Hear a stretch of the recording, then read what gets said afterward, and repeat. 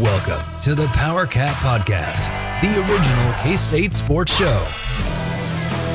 Now let's go to the rolling Flint Hills, home of the Cats and Dogs studio. Here's your host, Tim Fitzgerald. Welcome to another edition of the Powercat Podcast. Fitz, Zach, and Gills together one final time. I even lowered Zach's camera. I finally figured out where to put Zach's camera right as he's departing. Put it there. Yeah, I had to do that for Life of Fitz. So because it was set up there for the two shot. Yeah. But Gilson decided he was too good for us. He doesn't like to show up here. Well, what's going on? Your mic's off. Okay. Can you hear that? What is that? They just mowed the grass outside of my apartment. Now they're blowing it. And so I was muting my mic while that was right outside my window. Okay. You're welcome. You're free to mute your mic the whole show. All right. All right. It basically was the last 50 minutes. Yeah, we've having some weird issues in the studio here. Of course, that seems to be the trend.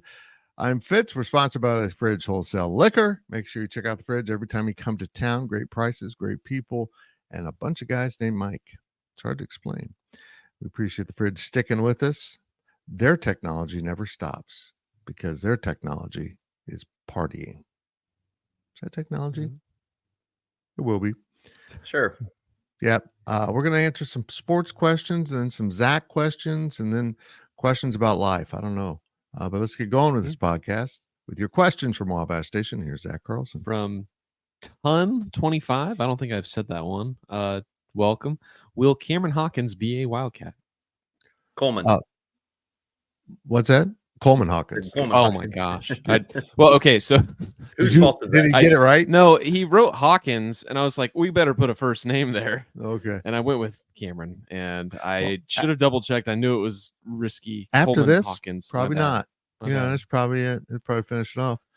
No, we don't know. It's kind of a weird situation. It's ongoing. I mean, let's be honest here. In the past, when these things stretched out and got a little confusing, it didn't work out well for K-State, right, Gills? Yeah, I think we heard over the weekend when he was on his visit that, K-State was the clear front runner, the favorite in this recruitment. But now every hour that goes by where I guess I would say once he left Manhattan and K-State did not secure that commitment, that's not good. Bluntly put, I think every minute that goes by is not good for Kansas State. Could this be maybe an NIL push to try to get more money, to go out and visit other schools and just try to enjoy that recruitment process as much as he can? Who knows? But you would have loved to have just seen that recruitment end when he was here in Manhattan. Obviously, it didn't. It's still ongoing from our understanding. So I guess our information of hearing that K-State was the favorite might be a little dated now, but I still think nonetheless K-State's probably still in a good spot. So we'll have to wait and see what happens. Obviously, this will go up on midnight or on Thursday. You'll be watching this. Who knows if something has changed by the time you're watching this, but every minute that goes by probably isn't great for Kansas State, but I still think K-State's in a relatively good spot. It's an odd situation. I mean, we heard from multiple angles that he was committing. I mean, it seemed to be done, and then it wasn't done. So it's got to be somehow NIL related. Keep in mind this, and this is interesting because I don't know how they allocate their NIL. He's the last player in.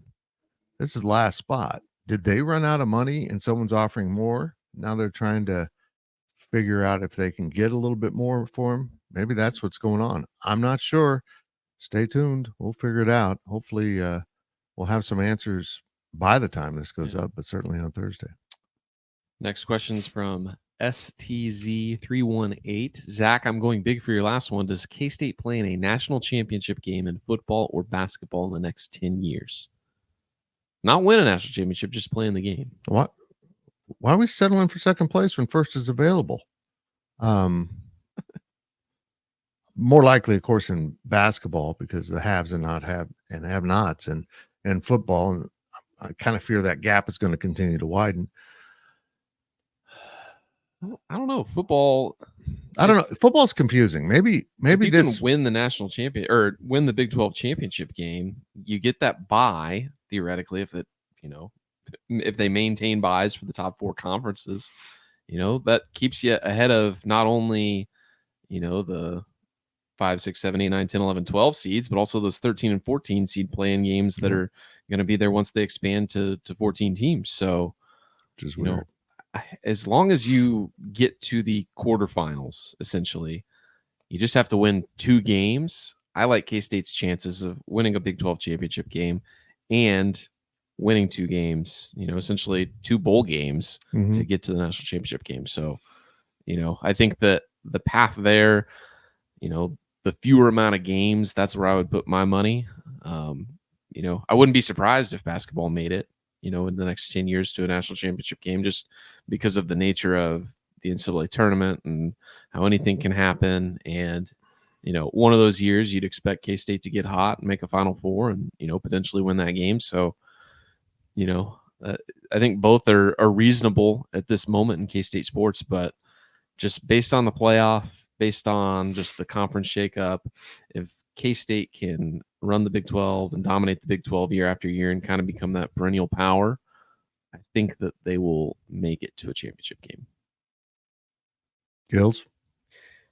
You can get hot in basketball and click at the right time. We've seen that a lot. Now, maybe not as of late with UConn being the dominant school, but it's possible. K-State in 18 was not a good team, relatively speaking, to other teams in the Elite Eight, and you add the fact that they didn't have Dean Wade for that tournament. They were a game away from the Final Four, and then you get hot. You don't necessarily have to be the best team to make a championship game, right? You don't have to be a 1 seed, right? We see it all the time. Cinderella stories. Teams get hot in March, whereas in football, I think it's tougher to beat Bama or Georgia, Clemson, whoever is at the top of the college football world that season. It's going to be tough to knock them off. And so I would lean basketball here.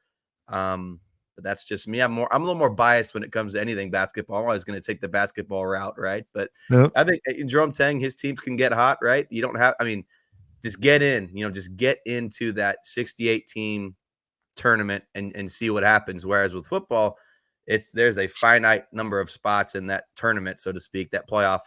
And so I'd lean basketball here. I think K-State can get it done in basketball. Okay, I got my plan, how I'm going to answer this. I'm going to say yes, but in both sports. Ooh. And here's why. There's a better chance of that than me being here in 10 years to be held accountable for this jackass prediction. So what the hell? This is my new thing. I'm just going to say stuff's going to happen in the next 10 years. And if I'm around, I win. But I'm still wrong, but I win. That's my answer. They're going to win national championships in both sports. And that's my answer in the next 10 years. Just saying, I'm alive. that pays. Yeah. or I'll be alive, because it's only happening after I'm gone. I just want everyone to know that. The Final Four stopped as soon as I was born. As soon as I'm gone, it'll start back up. It's me. It's been me the whole time, and I didn't know it until this moment. Crap. What a bad break for everyone else. Both sports. Next question is from I Like Pickles Cat. He asked this to me. He addressed this to me, but it's probably the least addressable question to one individual. It's a very broad question. Everybody can answer this. Zach, between volleyball, football, men's and women's basketball, and baseball, which team finishes highest in the final poll this year? Hey. Yeah. Why does Zach only get to answer that? Right. That's what I was saying. I was like, this. If any question can be weighed in on, this one's definitely for everyone. I'm going to go football. Highest ranked by the end of the season. Because I have a feeling once you get in the playoff, you're not going to get as hammered for a loss as you would in a regular bowl game. Unless you're TCU and lose by 7,000 points. What did they finish? Did they finish 5th? I don't even remember. 4th? I don't know. I've blocked almost everything out about that game, about the end of that season. The Fiesta Bowl was the real national championship game. Yeah. I finally cheer for TCU. Oh my God, it is me. Okay. I jinxed TCU on the way. Yeah. I'd like to apologize to all sports fans. Well, I'm a Chiefs fan. That's worked out fine. I don't know what's going on. But I'm going to say football. I agree. Football. Because just, K-State's between K-State and Utah, they are the expected Big 12 championship game matchup. And if you make the matchup, even if you lose and you go play in the Alamo Bowl or, a different bowl game, you probably, or even make the playoffs, you're probably still going to be a top 16 team. Mm-hmm. So, and maybe at least top 20. You look at basketball or, baseball, that's being like a 5 seed. You got to be a 5 seed or better in the NCAA tournament for basketball. You got to probably be a 1 seed in baseball for the tournament. Volleyball, you got to be a 1 seed. I think volleyball's set up just like baseball. You kind of set 16 sites and you have, I think it's a double elimination tournament, right? It's been so long since K-State's been there. I'm not sure. Yeah, maybe I'm wrong, but I think it's much harder. Well, you won't be on next week's show to be accountable. You're right. I can make whatever prediction I want. Gills, you're the only one who's not free of some responsibility. Right. But yeah, I think it's football just based on it's probably a little bit of, what's, coming up down the road. Football comes first, and that's what we have our sights set on. But just based on, how K-State's schedule sets up in the Big 12 conference, it's really good, really favorable for the Wildcats. I think that they can make that championship game, and, making the championship game is kind of I don't want to say it's the final point of the season, but as far as rankings go, you make that and you're kind of set for the rest of the postseason, and whatever that final poll is, you're going to be pretty high up. So, I mean, if K-State basketball, either men or women, if they make the NCAA tournament, they're going to need to probably make Sweet 16 or the Elite 8. They probably need to get to the Elite 8 to surpass anything that football would do. So, true. It's a tough road, more games to win in those sports. Or as they like to say, a tough road to hoe. Back when they apparently hoed the roads. I don't know. I have no idea. Let's move on. Can I talk now? Are you? Yes, please do. Yapping. Football. I think football's probably the answer here, and I agree. But the reason before that, like you look at basketball, right? The Big 12 is brutal, and so football doesn't necessarily have to be the best team. I think when you have a better record because of a maybe easier schedule, like the Big 12 in football, you've got more bottom feeders that you can just pick up some wins with. And I know K-State's schedule is favorable, right? The teams you get at home versus away, you don't have to play Utah, right? It's favorable. And so maybe K-State football is not better than basketball, but that record's probably going to be a lot better. That winning percentage, right? Those quality wins and stuff like that. I would have to go football just for that reason alone. I'm not as well versed with women's basketball or baseball, but just comparing football and basketball, men's basketball, it just sets up a lot nicer schedule wise. And you look at the bottom of the Big 12 in basketball versus the bottom of the Big 12 in football, right? That's why I think K-State's just going to have a much better season, I guess, overall in football when it's all said and done, when you look at the overall record. So true. Last question of the first half from Big Sam. Are there any life lessons you could give to incoming K-Staters to help them along the way, whether that's academic, social, classes to avoid, or professors to take, bars to go to, fake Patty's Day advice, or anything else? Is this a Zach question or no? This is everybody. You're the most closely connected to this one, Gills. You better go. Man, I don't want to go first. Okay, I thought you wanted to. Take Dr. Keister's sports economics class, right? Good advice. Got to start there. That was my favorite class I ever took. That's not even a journalism class. I wish Fitz was still a professor when I was a student. That would have been so much fun. Yes. How many classes have you actually professed? Just one class. I had it 2 different spring semesters. Okay. Did it twice. I think. I don't remember. My second class was Professor awesome. Fitz. I must have done a bad job, but I would argue by the number of people who are in the profession from that class, I did not do a bad job. My advice to a K-State student is find balance. Unless you're an engineer, pre-med, high intensive study, but even then, find some balance. My college experience got out of whack with too much Aggieville and not enough class at the end. Whether it's socializing, taking breaks, enjoying Fake Patty's Day in a responsible way. Just find good balance in your life, and always trust your gut. If something doesn't feel right, it's not probably right for you. So don't do it. I'd say probably go to office hours with your professors. I didn't really do that. Oh yeah, that's great advice. I probably finished a little above a 3.0, like 3.1, 3.15 or whatever. I would have went to office hours a little more than I did, which was basically never. You probably get a 3.5 pretty easily. Plus, you make some better connections. You don't realize that you need those connections as you move into the real world. It's like going to class isn't necessarily the best use of your money. You should probably be on campus a little more, get involved in clubs, do some other stuff.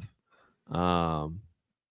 Just make those connections with people. And if you're a morning person, like I'm not, but if you're a morning person, treat college as a 9 to 5.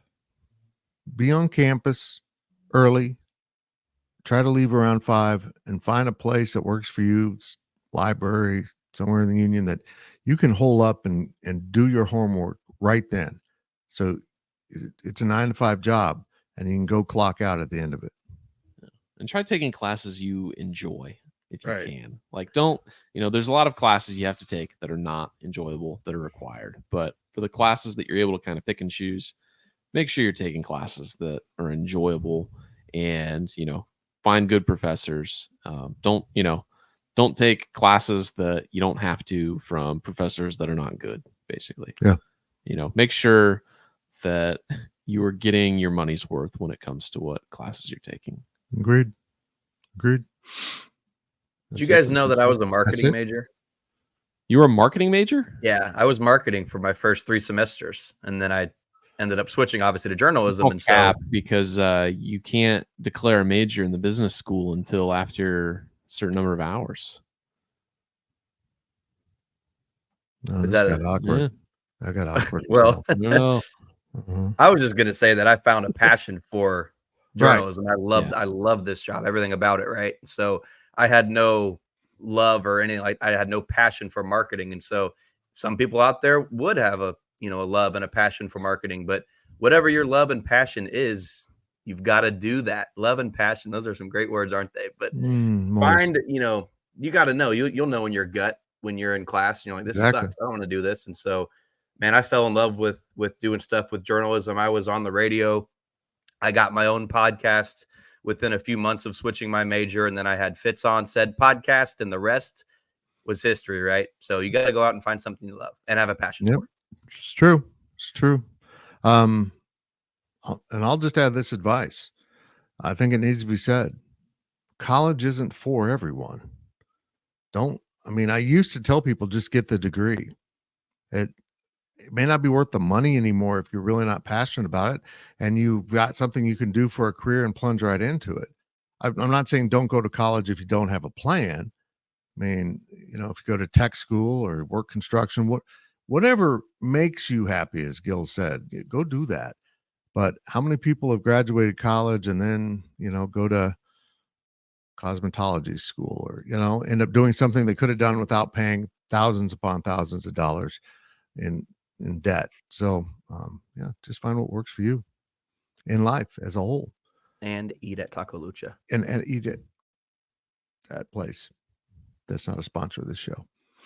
That's it for the first half of the Powercat podcast. The second half is going to be dedicated to Zach. I wish we had loaded up some really sentimental music. I did not do that. I know it sucks. And well, we're going to talk about Zach departing. This is his last podcast, and we will be back after this break. We'll be right back after these messages from our sponsors. Please visit The Fridge Wholesale Liquor, located at the corner of Claflin and Westport Road in Manhattan, Kansas. Welcome back to the show. Let's return to the Cats and Dogs studio. Fitz, Zach, Gills, dogs, camera's not working, mic's not working, brain not working, but Zach's doing fine. for just, now. Yeah, this music's going on forever. Is it just going to go? It's gonna go. You guys look good without headphones. I get to see more of Fitz's bald head. Yeah. Why is he the way he is? Do you have any idea why he's the way he is? I feel like we should blur out our ears to give the viewers the same experience. Yeah, I much prefer podcasts without headphones.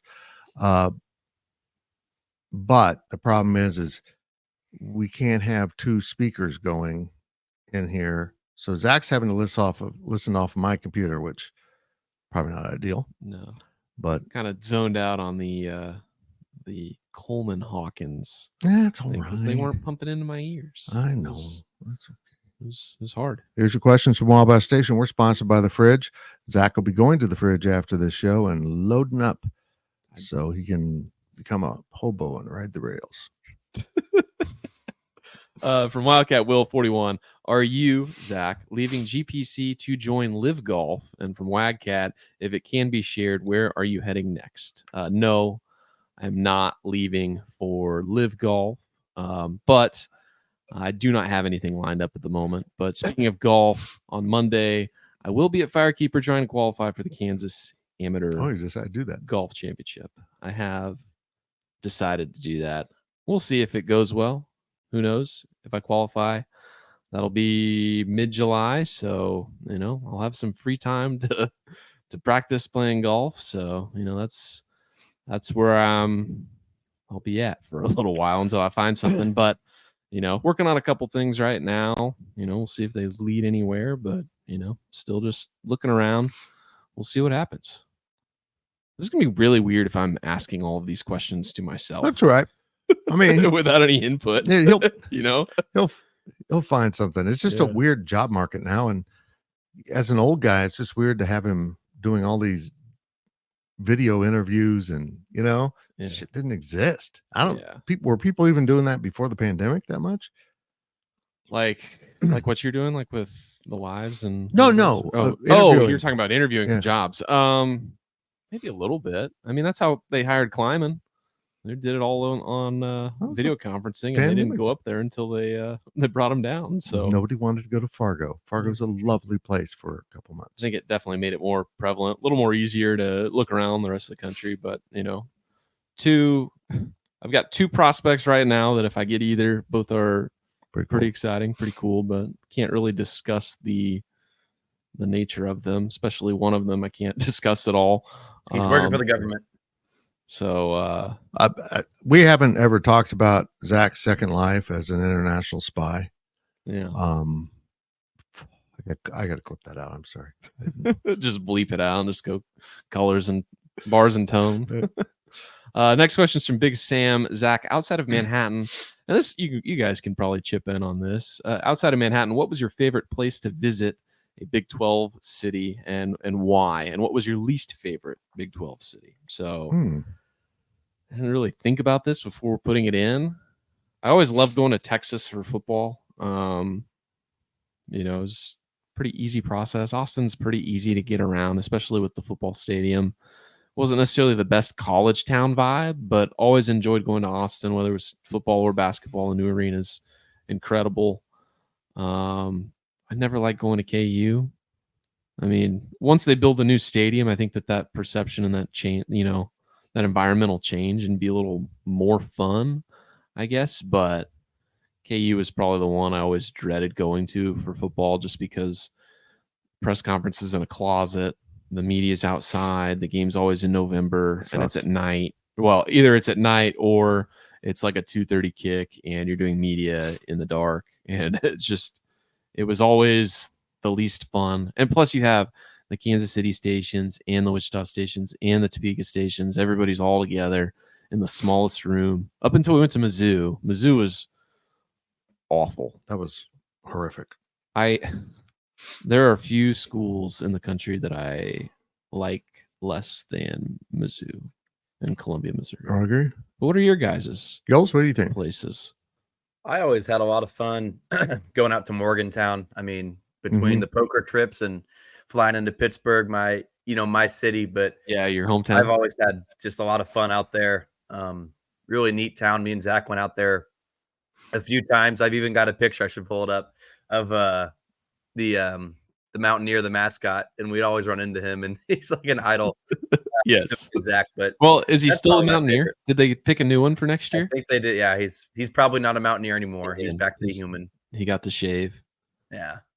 But What a yeah, life. those were good trips going to Morgantown. Actually, last year was the first time we actually stayed in Morgantown.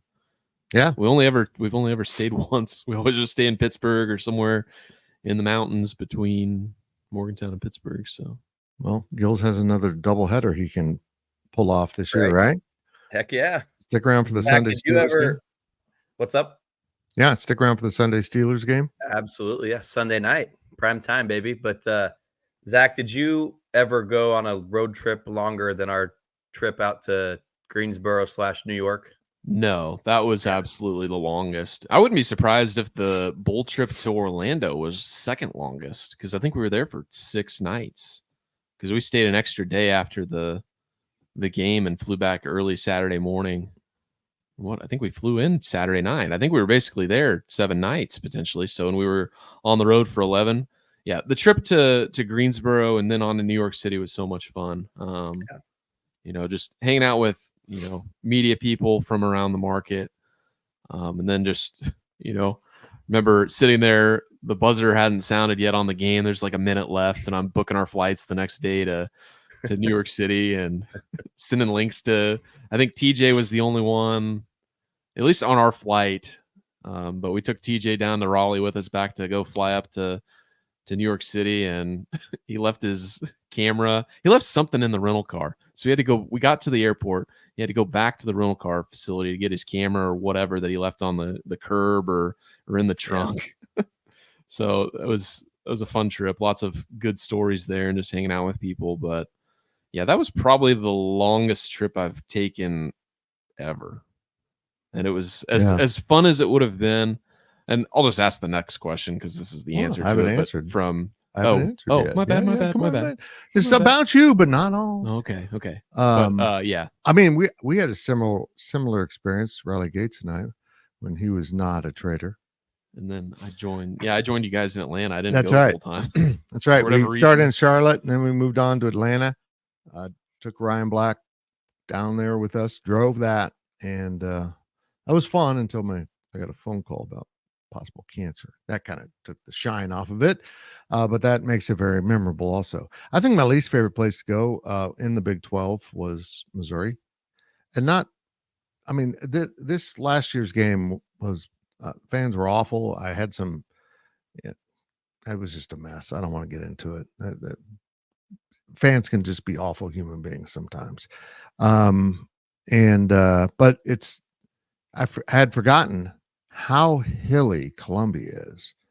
And we used to have to park down the hill. It just wasn't very convenient. It was kind of a pain in the ass to get up the hill at least we had a shuttle. This time we didn't even have shuttles. You'd hike forever. But favorite, we get it back. I love going to Boulder. Love it. I love the mountains. I think the community is pretty cool. Even if I don't stay in it. I love going to Boulder. Unless it's going to be November. I feel like they're kind of similar fan bases between Boulder and Columbia. Yeah. You know what? You're right. It's probably the black and gold.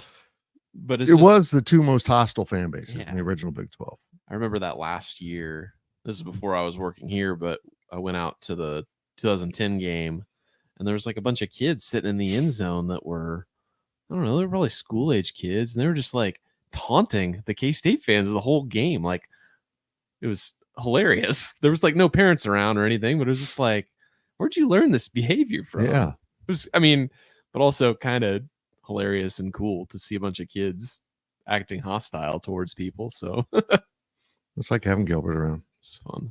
Next question is from Canelio. Mr. Zach, is there one thing you wished you could have gotten to do or maybe cover for Go Powercat in your time here? What I was alluding to was going to the Final Four last year would have been cool. Obviously being on the road for 11 days and then finally getting home and knowing you don't have anything else was kind of relaxing, I guess, but definitely some disappointment of not, coming home for a day and then driving down to Houston and being on the road for nearly 3 weeks at a time and potentially K-State, at least get in the national championship game. They probably don't beat UConn, but I think they probably beat San Diego State. Yeah, I would answer the same thing though. Not getting to do a Final Four for Kansas State, coming close 3 times now, and not getting there, and losing every time to a team you would have thought K-State could beat. Yeah, but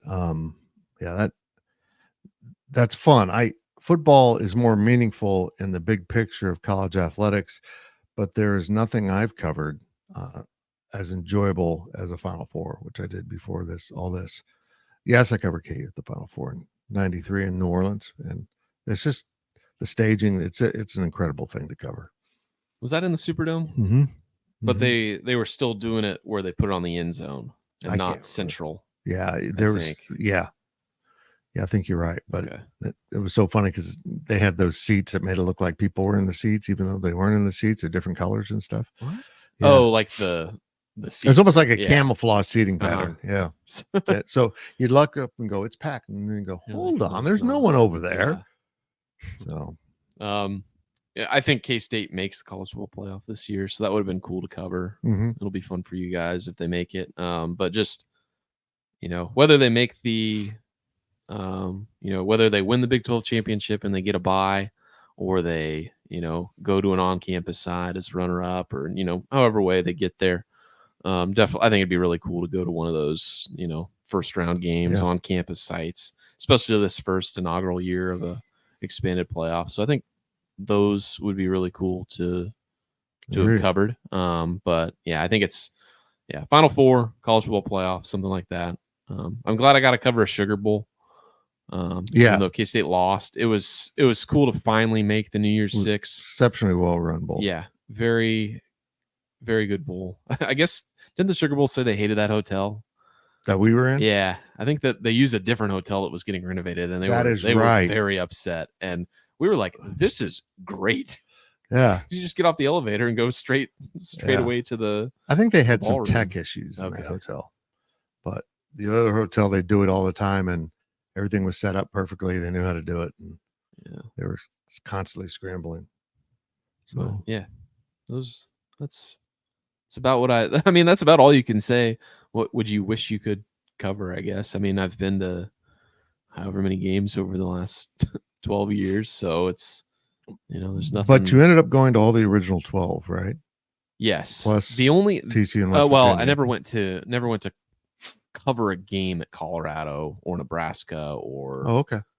No, because Nebraska's last year was my Nebraska and Colorado. That was my senior year of high school. Oh, wow! For that, it's hard to track for me. Track time, seriously. Like literally, I think my time here. No, Colorado was gone for a year because I was thinking them coming back in, like it would have almost been the perfect lapse of time. Right. I worked here the entire tenure that Colorado was gone, which isn't exactly true. They were in the Pac-12 my freshman year of college, where I went to Oklahoma State, by the way. If nobody knew that, I did go to Okie Light for 1 year. And that was the year that Brandon Whedon and Justin Blackman nearly led them to the national championship game. It's too bad we didn't have a playoff that year because I think they probably would have made a playoff. But they won the Fiesta Bowl. So is that when they lost Iowa State on the road? Yeah, they lost at Iowa State on a Friday night on the road.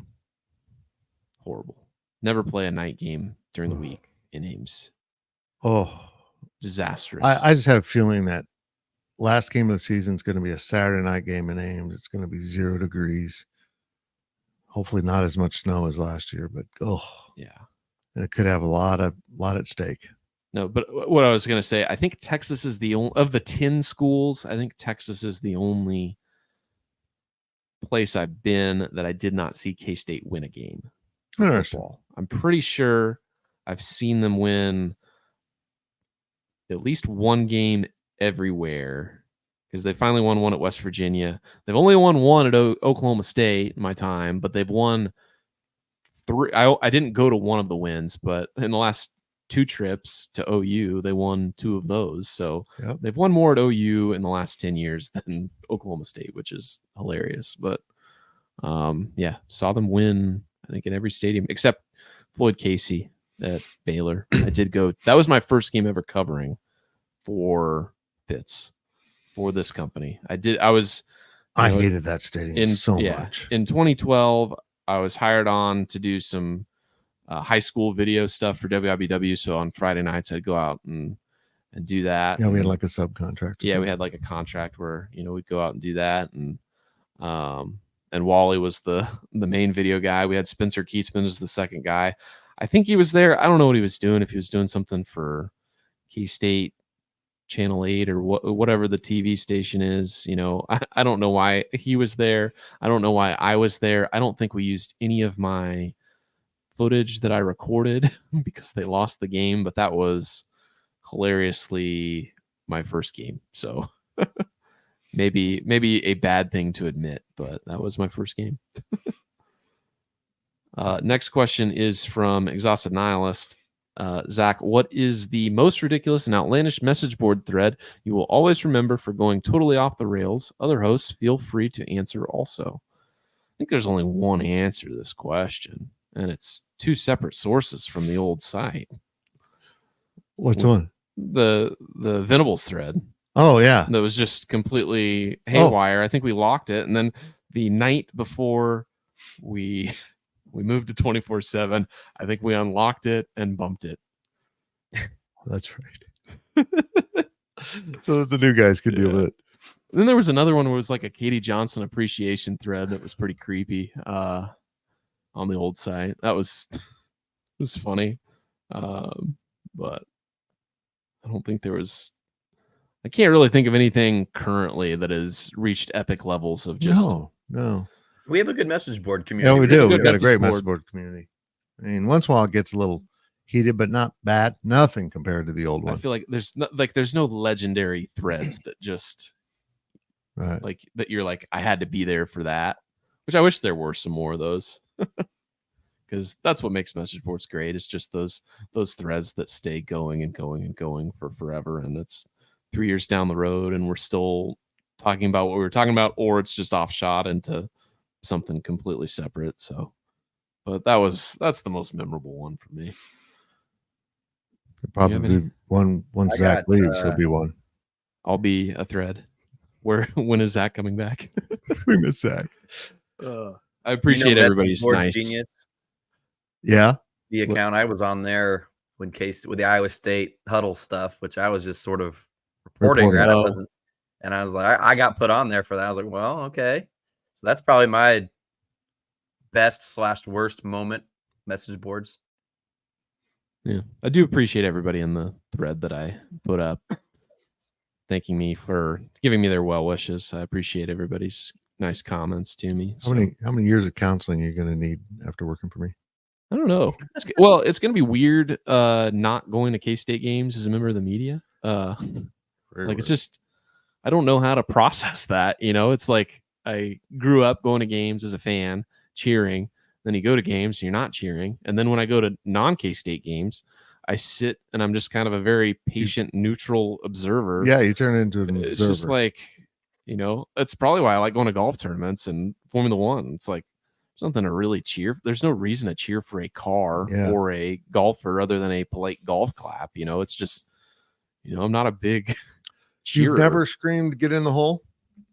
Probably not. That's because you're not married. Yeah. Anyhow. Next question is from Powercats 10. What game are you most looking forward to now in all sports as just a fan? That's a good question. I don't really know. I think it'll be fun to watch some of those road games, going out to Colorado, going to BYU. Definitely, those are, some cool trips. I'm excited to see the Pac-12 schools enter the Big 12. And, I'm interested in seeing what this conference becomes as hopefully that third, I'm certain they're going to beat out the ACC and what the ACC is doing right now. But I think that's the most interesting thing for me to see is how these Pac-12 schools enter the conference and how they compete.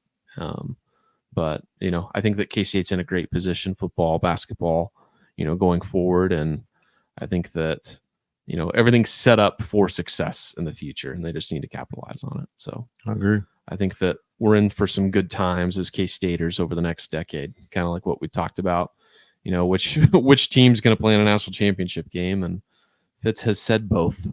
Yes. Or he dies. Yes. I will not be, I'm not planning on being around 10 years to be held accountable for that crappy prediction.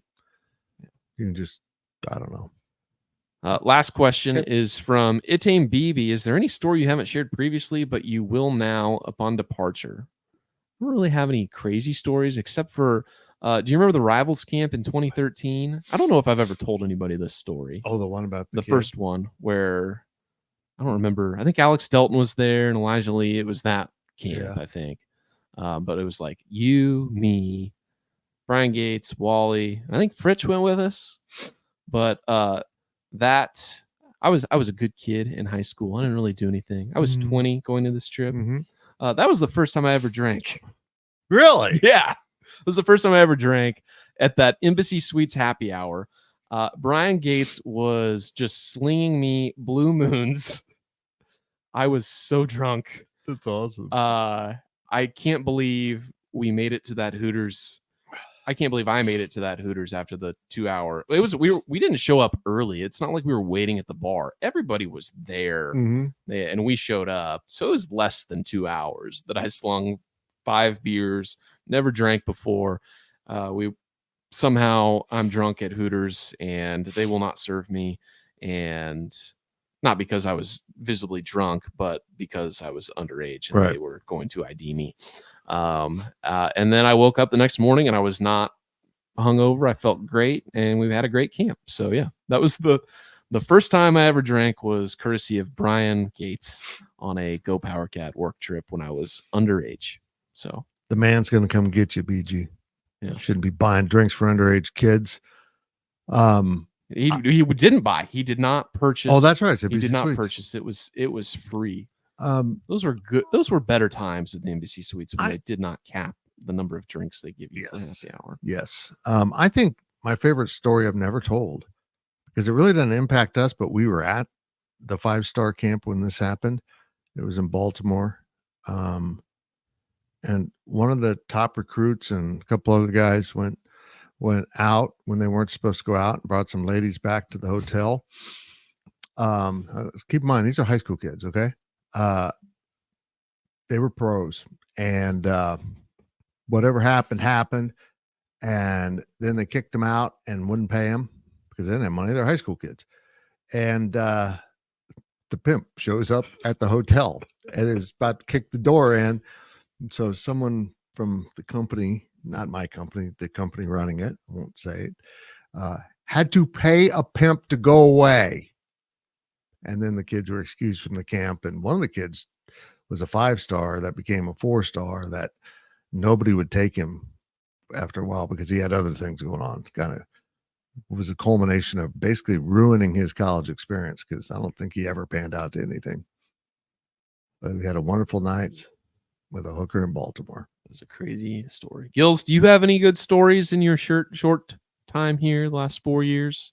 I can't believe it's been 4 years. We've been doing this on, we started this podcast with us 3 after Riley left 4 years ago and did it on Zoom during the pandemic. It doesn't feel like it's been Has it really been 4 years? I can't believe it's been 4 years since Gills was brought on during the pandemic. And that's right. It was pandemic. It's funny how this is basically how we're ending it too. And then I met Cole moving us out of the office, right? Yeah. When in the pandemic, when we lost our lease, and I had never left the house except for that. And then Cole was one of the guys you brought to help to move. That's the first time you met Cole, really? Yeah. It seems like maybe I met him before. I didn't maybe meet him before, but that's really when I got to know him a little bit. And I remember he gave me a picture that he took from the student section. He was like, here, put this in the admin for the live update story. Credit it Cole Carmody. I was like, there's some random kid from the student section we're putting credits in for photos, and sure enough, joined us. So it worked out. That it? Yeah, that's it. Go ahead, Gills. Zach, so we were on our way back from New York, and I told Zach the story of my gosh, the texts coming in to Fitz's phone after our trip to Dallas was all me. That was fun. I told Zach this. I think I was on the way to Kansas City. I think Fitz, an unnamed person would message me on Twitter these weird things, and I was making fake messages and screenshotting it to like us and Riley and a couple other people. I like to be the mastermind behind things that are fake. Yeah. So yeah, that was I'd never seen Zach laugh so hard when I revealed those two things. It was the one we were coming back from New York City. We're in the car from Kansas City to Manhattan. Our flight had gotten delayed in Chicago. We had to connect in Chicago, which sucked, but our connection, I don't think we took off till like 11 or 11:30. Like we didn't make it back to Manhattan until like 3 a.m. or something. And we're somewhere on I-70 and it's like, 1:30 in the morning. We're just trying to stay awake. And Gil's just like, hey, Zach, you want to know something? And that kept me awake for the rest of the drive. Like that was like the timing was impeccable of just pulling that out at the right moment to keep you awake. If you don't know the story, if you're new or you missed it when we explained this, leaving Big 12 Media Days in our car, Zach had gone down separately because he was going to stick around for something else. But Cole and Gills and I are coming back, and I started getting texts. Well, no, here's the thing. To preface, right? On the way down, you got like 1 or 2 messages, like legitimate spams, and you just got really pissed off. And so that gave me the green light. It planted the seed. Now go ahead. Now go ahead. So that's where it all started, technically. So I'm baffled. I'm thinking somehow my phone got hacked at a sketchy place we went to eat. Goth Hooters. Yeah, Goth Hooters. So weird. And then, but the messages got more and more absurd. My favorite was they're like 30 single women in your area right now. And I'm like, we're driving. And there was another one from a website that I can't say the first word, but it was Rooster Buddy, basically. And they were just more and more absurd. And they stopped. I kept blocking. They kept coming. I was so pissed. And it turned out it was Gilbert the whole time. Oh my God. I remember I would hit send podcast. Say what? Was that an overtime podcast we revealed that on? Because did Cole know yet or no? I think you were the only one, Zach. Okay. Yeah, because Cole had no idea. That was probably the greatest moment in overtime podcast history. May it rest in peace. Yep. If you don't know, because somebody asked about that. Like one of the questions was about that. And I was like, all right, we got. Like, have you pulled any pranks on anybody? I think, whatever the question was, I think I saw it and I was like, all right, I think Gills will reveal it here if we put this in. Yep. That's it for the podcast. Zach's final one. Goodbye. That's it. Should have like the AOL sound. Goodbye. But appreciate everything you did, Zach, through the years. It was absolutely amazing. And we'll be back next week, Gills and I, and maybe just Gills and I. Hopefully his mic works I can hear through the headphones. It was so my weird. mic or your board? Yeah, my board. Yeah, it's probably the board. Don't know. It's old people and technology. But now I'm going to hit this button and hopefully it's the right one. Thanks for listening. This has been a GoPowerCat.com and Spirit Street production. Please support this show by subscribing to this YouTube channel or follow us on your favorite podcast platform.